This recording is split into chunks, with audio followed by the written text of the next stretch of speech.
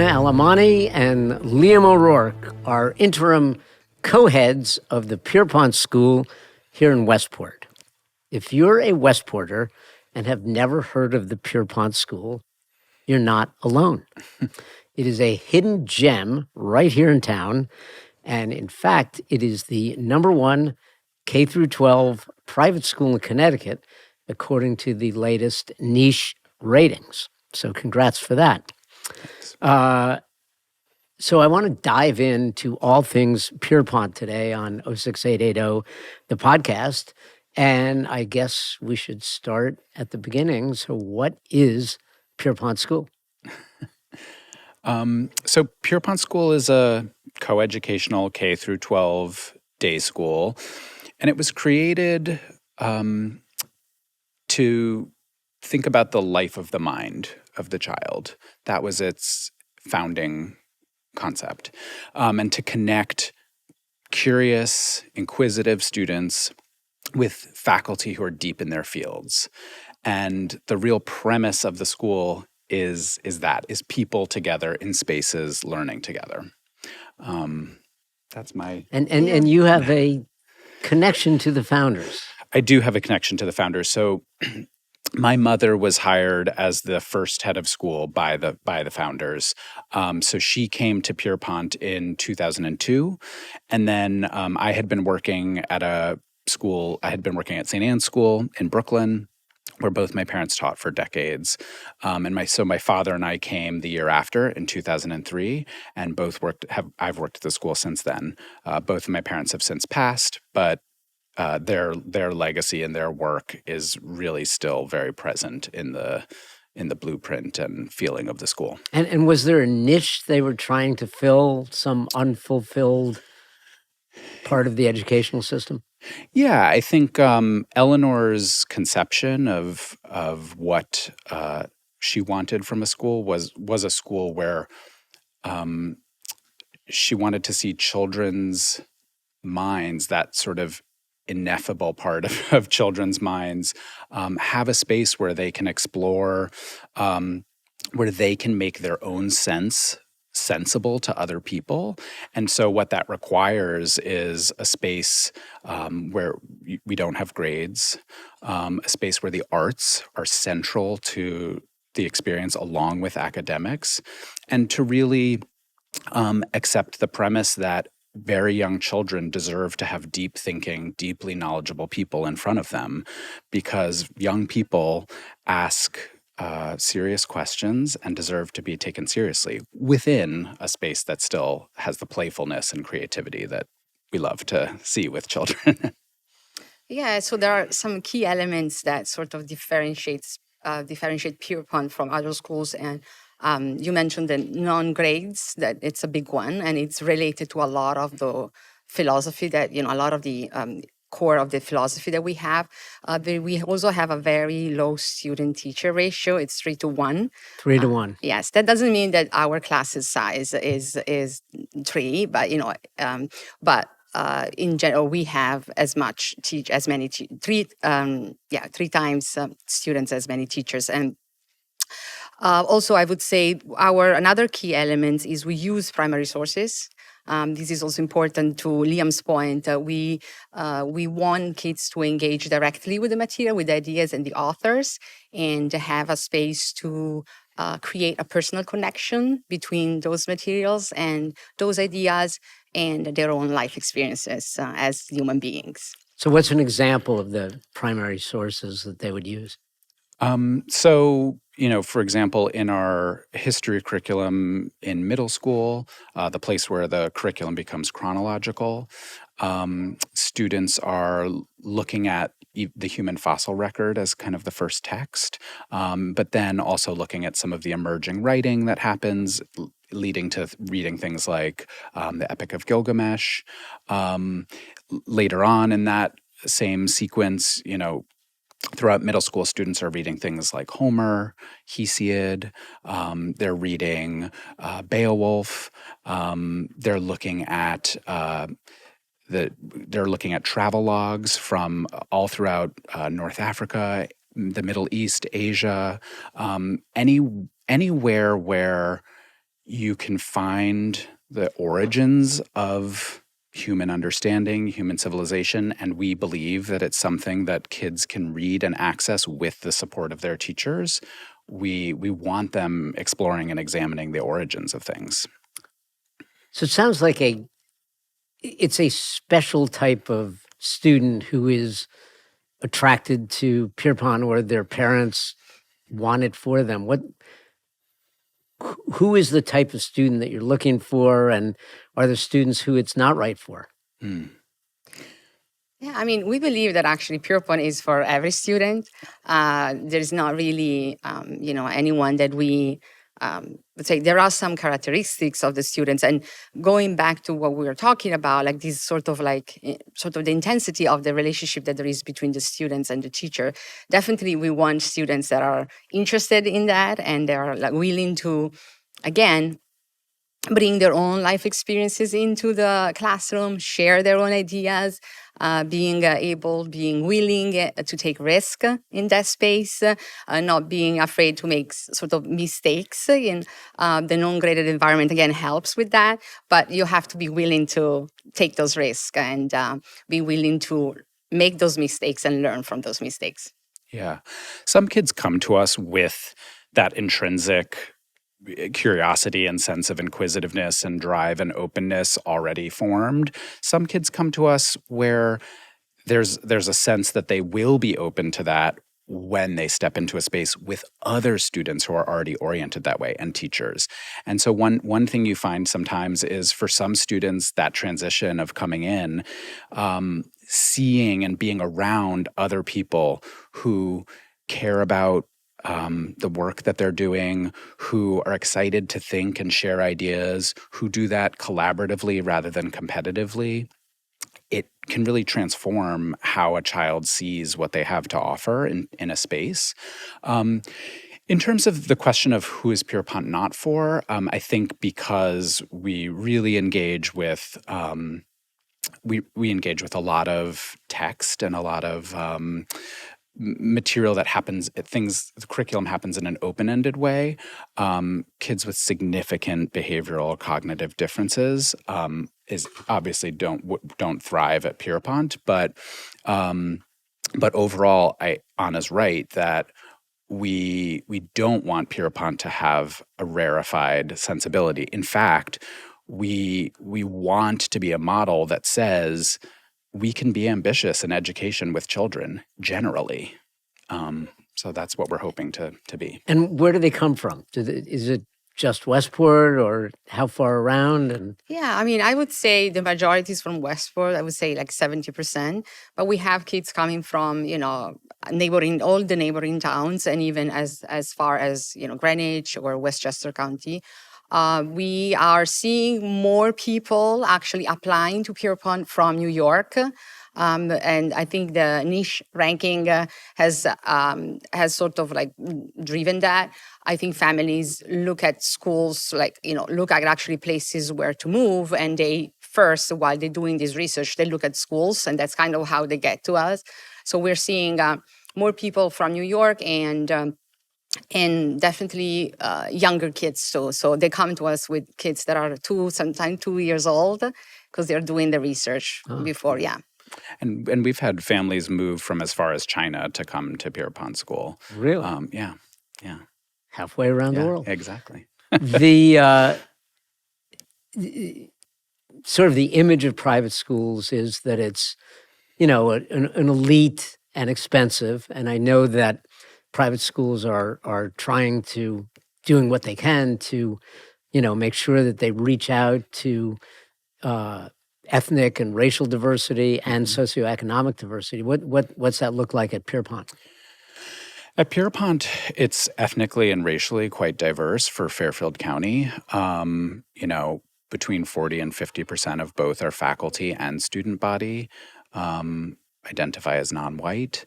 Socioeconomically, it's not as diverse as we would like it to be as a small school. Over time, we're always dedicated to growing funding so that we can attract a broader and more diverse range of people.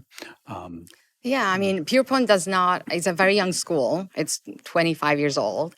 And obviously we have an endowment, but it's small. So we're trying to grow that. And that will definitely help our financial aid efforts. We do provide financial aids, but, it's definitely, we're seeing families, obviously, the trend is that more families are coming to us and ask for support financially. So we're trying to meet that need. Sure. Yeah. You mentioned the faculty. Mm-hmm. Who are they? Where do they come from? How do they know about you? Yeah. In the early days of the school, there was a lot of word of mouth, and that's still true to this day, where people beget people. And I think typically our faculty are people who, whether undergraduates, graduates, or people who've been teaching at the college level, find us because they're looking for a place where their ideas will be taken seriously, where they can come in and really help be part of collaborating around the creation of curriculum. They have a lot of autonomy in their classrooms. I work with new teachers, and I'm thinking of myself as like an editor for a writer, right? My job is not to make them teach in a specific way, but to sort of bring their voice forward. But a very common profile for our faculty are people who've gone through graduate school, have started teaching at the college level, and they themselves really value teaching, but don't find that colleges and universities are making teaching a priority, unfortunately. Research tends to be a priority at colleges and universities. And so that's a trend that I think in this country right now, primary and secondary education should be poised to take advantage of. And we are and have been from the beginning. And it's a pretty incredible group of artists, writers, scholars, scientists, mathematicians. Yeah. And what's nice about that is that our faculty, especially in the arts, when they practice their own arts outside the school, they then bring their practice and their initiatives into our community. So the kids are invited, or they bring it even into the classroom, and that creates a very nice sort of, I think, connection, because the students can see that the teacher is not just like teaching the theory, but is living, that craft in their own life. You've mentioned the arts a couple of times. You want to talk about the importance of the arts to Pierrepont? Yeah. Yeah. So our students, we have in our curriculum, we have art, theater, two type of dances. And all the kids are required to take those, and music. You want to? Yeah. All of the students in kindergarten through 7th grade take all of those disciplines. So, at Pierrepont, which is fully departmentalized all the way down to kindergarten. So a kindergartner has many different teachers. A kindergartner is going from, an art class to a music class, African dance, modern dance, and theater. And in 8th through 12th grade, those become elective offerings, but all students take typically at least 3 arts classes voluntarily. And there are some expanded offerings when they start to hit that age. There's a really amazing video game puppetry whole set of courses that was created by a teacher at Pierrepont. They've traveled all around the world demonstrating that practice. There's creative writing. Then there are some individual seminars and things that happen too. But the thing that I think people, students and parents and teachers find is that students at Pierrepont come away with a real confidence because of the arts. Along with the creativity and exploration that you might imagine, but there's a confidence that comes from having to work with people and collaborate and show your work, and it's very process oriented. We're not a performing arts school, right? So we're really thinking about the arts as an ongoing process. And I would just want to say this is such an important point, because in those spaces in the arts, so if you come to Pierrepont, you'll see like a dance class. There are boys and girls. There are different grades. They're all working together. Sometimes, I'm sure some of our students, when they start at Pierrepont, they think, oh, I'm going to be uncomfortable dancing, or they're going to be, it's going to be awkward. But that's actually something that we want the kids to experience, because again, it goes back to this idea of being in a space where you have to, take risk, being a little bit uncomfortable, and then learn that it's okay. Sure. And you can do it. So that's very much part of our experience. I am guessing that the courses that you offer do not have names like U.S. history or Some do. English, intro to English. Yeah. Talk about some of the courses that are in your curriculum. Yeah. So we do actually have a 2-year U.S. history sequence in high school. Go figure. But yeah, there's some every year, especially for 10th through 12th graders. At that point, we really feel that we've laid a strong foundation in their skill sets, and we really believe that they can start exploring electives that our departments offer. So there are some incredible classes, the history of consumerism or consumer history, history of American religion. There's a teacher who's been doing incredible electives around kind of bringing together the history of science and how humans have kind of understood how to make and do the things that they have. So a lot of that's kind of Renaissance into early modern history. We have a course this year, Literature of the Supernatural. We have had courses on 20th century poetry. So the teachers bring their backgrounds and passions and depth. In the classics department, there's electives this year, one on sport and spectacle, there's been one on witches and the Roman imagination. So you really get this feeling that the students are always going to have something new to study and look at, and sometimes that's just a new lens at which to look at things they've already explored, and other times it's introducing them to whole new fields and content. And I would say we should mention the languages as well. Yeah. Mm-hmm. Kids at Pierrepont can take up to 3 languages. That's very unique. Wow. In general, kids at Pierrepont, starting even from as early as 5th grade, they have a curriculum that involves like 10, 12 classes, different classes, and that they can continue to do so. So they have a lot of freedom and choices. Mm-hmm. And that curriculum can be also obviously you can sort of personalize it a little bit, but the breadth of that, it's really unique to Pierrepont. Yeah. We even have a class that a student is teaching for the first time this year on linguistics. Yeah. So the no grades. Yeah. How's that work? So that was a founding principle of the school. And the way it works is we write reports 3 times a year. And the reports are the detailed accounts of how the student learns. It touches on sort of who they are as a student, who they are in the space, how they approach the work, and then goes into details about the work itself, and how they're managing from both broad skills that they're building and specific content that they're encountering. And as the school has grown, that has just been something that's been tested out and borne out over time. And it's really amazing to see this full portrait of a child across, as Anna said, some students are taking 11 classes. You get 11 different glimpses of your child and a sense of how they're approaching all these different disciplines. We have parent-teacher conferences twice a year where parents are able to come in and have conversations sort of based on what they're reading in those reports. And every parent who's watching this is saying, but what about college? So interestingly, college right now it's actually, we're in a very strong position with reports. That wasn't necessarily true 20 years ago, but it is true today.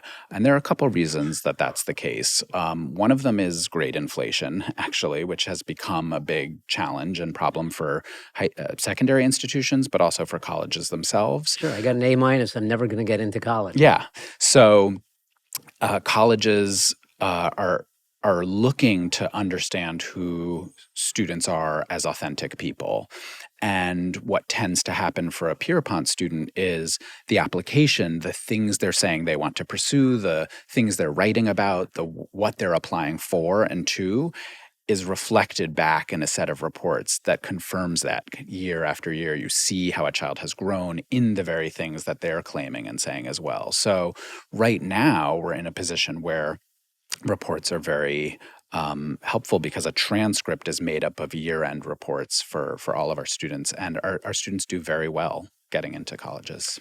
The other thing that I would say about college is that we don't see the college process as something that starts like in junior year. We see college process as something that starts in kindergarten. Like if you join because it's the sort of educational arc that we look at, and it's the ability for the students to have grown throughout the years in that person, that individual that they want to be, and getting by also, by the means of not being sort of forced to conform because of the non-grades, really develop their own sense of themselves and what they want to do in life and what they want to pursue. And that tends to be seen, that tends to be Sure. communicated in college. The other thing I would say about going back to the reports is not only colleges read very detailed reports that are very live and lively, and they get a real sense of who's the person is, but also our teacher have most likely have seen that students for more than 1 year. They've known the students sometimes for as long as 10 years.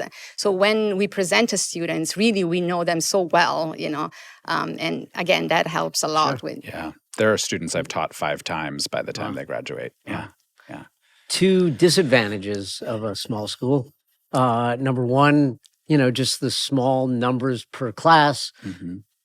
You get to know everybody, but you don't get to meet new people.